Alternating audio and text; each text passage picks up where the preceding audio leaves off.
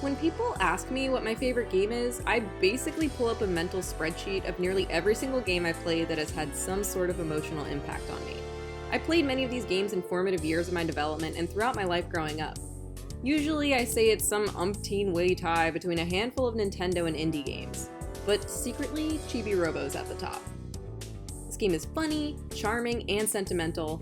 I love a good loading screen, and running around as a little robot is always my idea of a good time. Whoa, no upskirt? Wait, never mind, this game sucks. Your mission in Chibi Robo is to make everyone happy. This is the only way to progress the game's story. You do this by cleaning up around the house, picking up litter, cleaning up stains,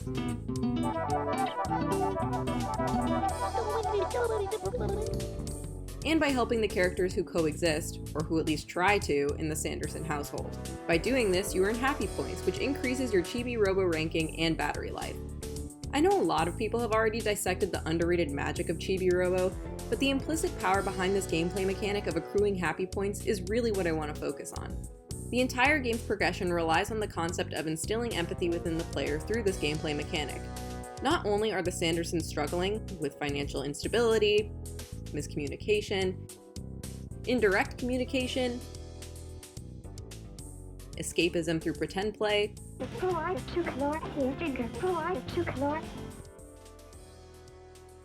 yeah, Jenny, come on. And the potential for divorce.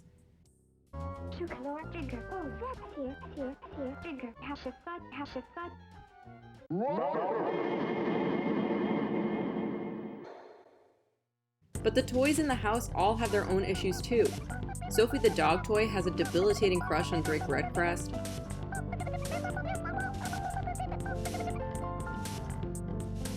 The hard-boiled sergeant of the Free Rangers is struggling with lived-out flashbacks. Mort the morose mummy is deeply insecure.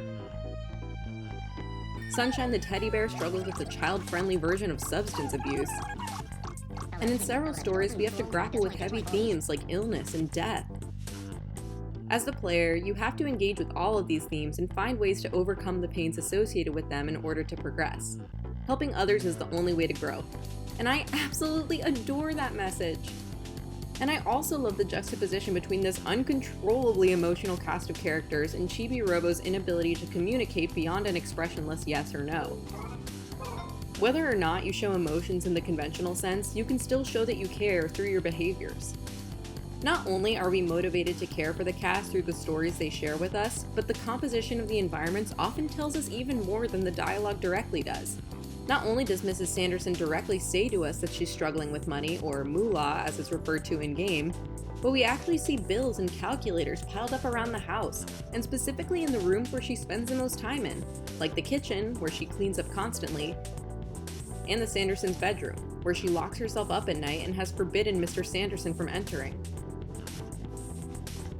By contrast, we see crumbs and empty bags of candy piling up around where Mr. Sanderson's been relegated to living, on the couch, and candy wrappers around Jenny's spot on the floor where she draws, as well as empty boxes of cookies in her bedroom underneath her bed, indicating either neglect, which we know Jenny experiences through the plot's development, or maybe even referencing a cycle of binge eating, a common behavior for a child who can only cope with stress through food. Too close to home, Chibi, too close! Even in the side stories of the characters, we can see environments change in physically subtle but emotionally salient ways. Where there would normally be no water in this location on Jenny's desk in her room, after Mort expresses sadness over his inability to touch a flower without it dying, a small puddle of water will show up beside him the next day. Not only is it implied that our distraught mummy cried out this new water source, but we can use this water to help him grow a new flower. Environments not only change because of our emotions and behaviors, but we can in turn further influence our already changed environments with our responses to those behaviors and emotions. There is no other game that captured my home life so accurately as Chibi Robo Plug-in Adventure, and every time I replay it, I am shocked at every line of dialogue and how each progression of the story only furthers its resonance. As a child who struggled to understand the divorce of their parents, I felt so seen because of Jenny's depiction. A little girl rendered essentially voiceless by her fantastical escapism, and who spends her free time drawing and crying alone, while her mother stresses over bills and her financially irresponsible father's reckless behavior. Her mother comes off as distant due to her stress, and her father is so wrapped up in his own world that he neglects not only his responsibilities as an adult, but as a father specifically too. This game just hits so close to home, and what makes it so great is that it's packaged in such a cute box that it makes it palatable for children from similarly broken homes to engage with. The themes are heavy, but the characters are so bright and silly that we aren't ever bogged down by too much reality at once. While some might argue that this game is better designed for adults due to these darker themes, I know that, for me, this game was incredibly therapeutic as a child. It provided me a way to confront my own anxiety and sadness, before I even had the words to describe those emotions. Chibi Robo allowed me to touch trauma from a safe distance, and as a child who felt much like Jenny, this was invaluable. Plug Into Adventure is simultaneously cathartic and comforting because of the balance it strikes between deeply emotional content and quirky adventure game. And between an adult therapist and a little robot, I think most kids would pick the robot. Perfecting this delicate balance is essential when it comes to designing games that are meant to resonate with an audience that primarily comprises children, and at this, Chibi Robo excels. Chibi Robo is a prime example of why I love video games. They are my favorite medium for telling a story because of how they so effectively instill empathy within players by making you the main character. When video games integrate real-world struggles with unabashedly quirky, downright silly characters while still maintaining the depth of the story it's telling, that's just my jam. And speaking of jams, the music in this game bangs. The opening theme is an absolutely bombastic cacophony of sound effects. And Giga Robo's theme, Abandoned Memories, just makes my heart ache.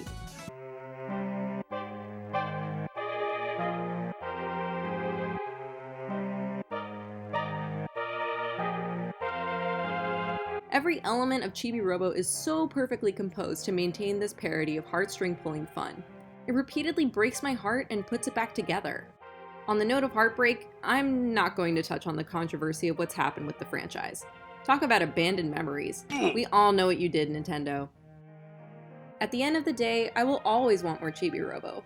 But at the same time, Chibi Robo Plug Into Adventure will always be enough.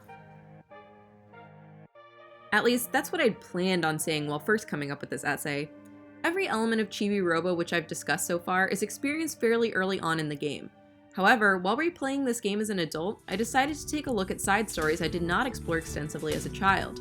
The gameplay of the main story will always resonate with me deeply, but there is a litany of problematic elements throughout the game's optional content, which I think is especially troubling because of how effective Chibi Robo is when it comes to garnering engagement from a younger audience. While I love the fantastical characters of Chibi Robo, there are several who are less based in wholly imaginative settings and who instead have their characterizations based in grossly racist stereotypes. Being that the game is a take on a 1960s American household, it certainly makes sense that racism would be an element of this environment. Unfortunately, through its fictionalized depiction, being that these stereotypes are divorced from humans and instead projected onto toys, it goes unchallenged, yet it is simultaneously too ingrained in the characters' designs and mannerisms to be ignored. The characters that immediately come to mind when looking at Plug Into Adventure through this lens are Funky Phil and Pico. Funky Phil is a dancing flower who, you might guess, loves funk music.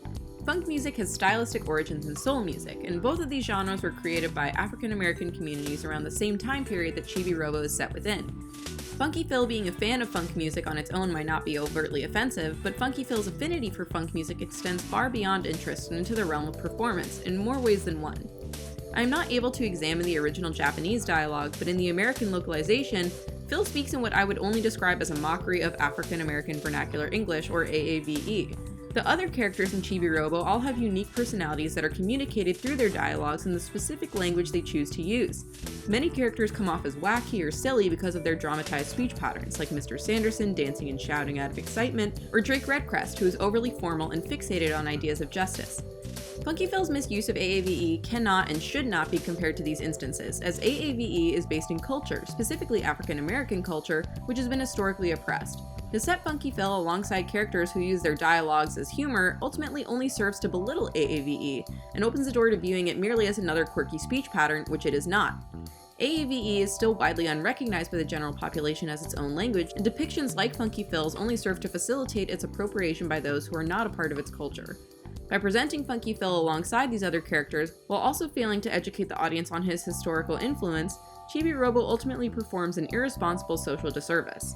This is not an example of a character with personality quirks, this is a mischaracterization of language that is integral to a marginalized group. Both through his associations with funk music and through his use of an imitation of AAVE, Chibi Robo codes Funky Phil as black. And Funky Phil's depictions as a racial caricature do not stop there. While continuing his side story, a seed falls off of him, which you can plant to grow miniature versions of Funky Phil known as Phillies. The Phillies are all instantly drawn to Funky Phil and request that he dance for them while referring to him as their father. There's already plenty to critique in the game footage here, but wait, there's more. Despite their growth from Funky Phil's genetic material, Funky Phil staunchly denies that he's their father. There is no option to explain to Phil that they grew from his funky seed. I'm really not trying to be explicit here, since Chibi Robo communicates only through yes or no, and regardless of the answer you give, Funky Phil refuses to acknowledge anything you say. Given what we've already established about Funky Phil's characterization being ingrained in stereotypes of African American culture, this directly plays into the stereotype of the absent black father. While there's a lot to look into regarding the implications and origins of this stereotype, this myth of the missing black father, as it's been referred to by the National Responsible Fatherhood Clearinghouse, has been dispelled countless times, and yet is brought up again and again as a way to draw uninformed conclusions about socio-political trends. In Chibi Robo, it's brought up as a bad punchline to an offensive side plot. Additionally, Chibi Robo displays probably the most emotion we've seen in Plug Into Adventure during the scene following Funky Phil's denial of fatherhood by staring at Phil silently while squinting. The game allows Chibi to not only display awareness of Funky Phil's actions, but to judge them as misguided for what I believe to be the only time throughout the game's entire compilation of questionable judgment calls and broken relationships. Putting a focus on Chibi Robo's emotional state and scrutinization of Phil's behavior in this cutscene, while refusing to take any sense of accountability for the stereotypes this side story perpetuates, seriously disappoints me. The next character I want to look at is Pico, or the Great Pico as he refers to himself. Pico speaks of enlightenment and how he hopes to achieve it, and even allegedly attempts to help others do the same. The term enlightenment is a Western translation of various concepts in Buddhism, namely Vimukti or Moksha, which is the freedom from or release of hindrances, like worldly possessions and desires, and Bodhi, which refers to the wisdom of a Buddha, and the root of which, Bud, means to awaken. Terms that stem from this root are also used in other Indian philosophies and traditions, and since Pico's characterization is based around these terms, it's important to examine the cultural context of his character. First off, we need to break down Pico's design. His name is a reference to the word Pico, which is a type of black tea. We can see that tea plays a part in Pico's design not only via his name, but because of his design, being that there is what looks like a teapot on his head. Being that Pico's design is primarily orange and brown, we might be inclined to take a more specific look at the grade of Pico known as Orange Pico, which originates in South Asia and which has come to denote a style of black tea that specifically is associated with India, Nepal, and Sri Lanka. This, I'd say, in addition to his dialogue, makes the geographical and thereby cultural influence of Pico's characterization fairly obvious. When looking beyond Pico's design, his dialogues play into many offensive stereotypes about South Asian people. The main way you interact with Pico is through his minigame, where he claims to want to cleanse your soul by taking away your worldly desires, aka your moolah. But he laughs to himself and refers to you as being another sucker.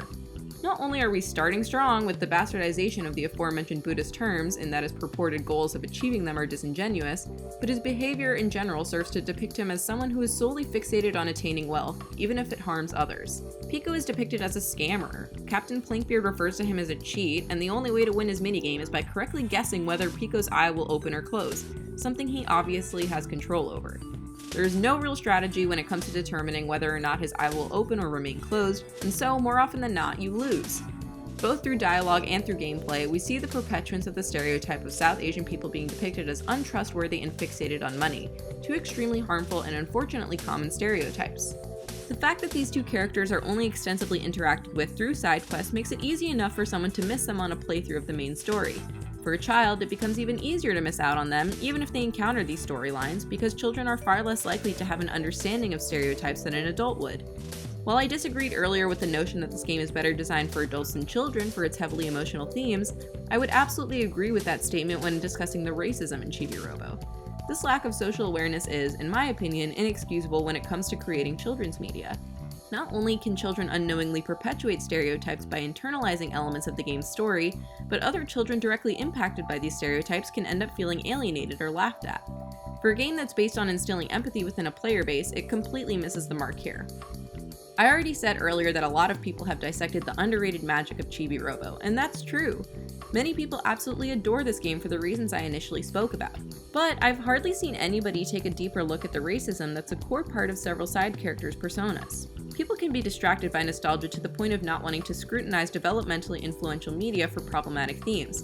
But I think it's necessary to examine the things we care about and to look at them honestly. I believe that there are many elements of Chibi Robo that deserve to be regarded as innovative, like its child-friendly depiction of a socially withdrawn child in a dysfunctional household, as well as the use of happiness as a gameplay mechanic. At the same time, Chibi Robo is not the completely innocent cult classic that many would like to describe it as. There are tremendous flaws in the ways it depicts certain characters, and even with all its goodness, Chibi Robo perpetuates harmful notions about real people. Initially, I started off this video as a way for me to express exactly why Chibi Robo was so impactful and cathartic for me to experience as a child.